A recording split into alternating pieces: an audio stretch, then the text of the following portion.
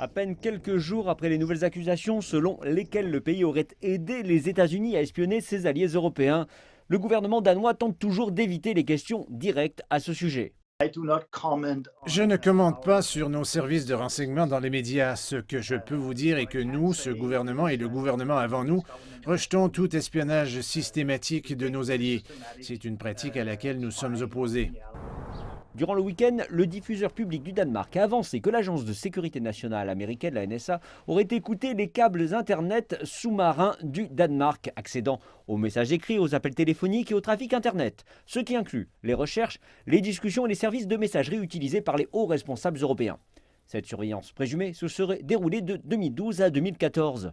C'est durant cette période que le lanceur d'alerte américain Edward Snowden a fait des révélations similaires. S'ils veulent vous avoir, avec le temps, ils vous prendront.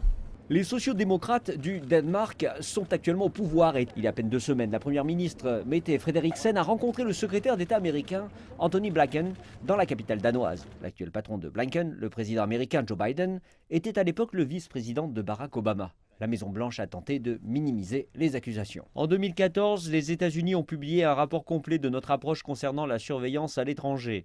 Le président Obama a publié une directive présidentielle qui a changé notre approche de façon significative. Nous travaillerons avec nos alliés européens et partenaires pour répondre à toute question par les canaux appropriés de sécurité nationale. Mais le président français a indiqué que si cela est confirmé, alors cet espionnage serait tout à fait inacceptable.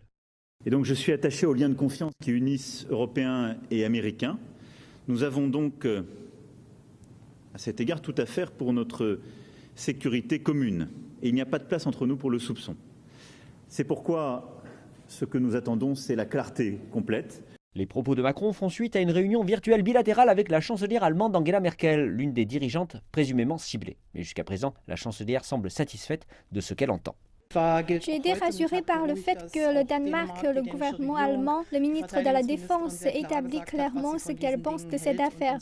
Et outre établir des faits, c'est un bon point de départ d'arriver à des relations qui sont véritablement basées sur la confiance mutuelle. Le rapport a également accusé les États-Unis et le Danemark d'avoir espionné la Suède et la Norvège. Aucun doute que tout cela survient alors que Biden doit effectuer son premier déplacement en Europe en tant que président et rencontrer les dirigeants européens dans moins de 2 semaines.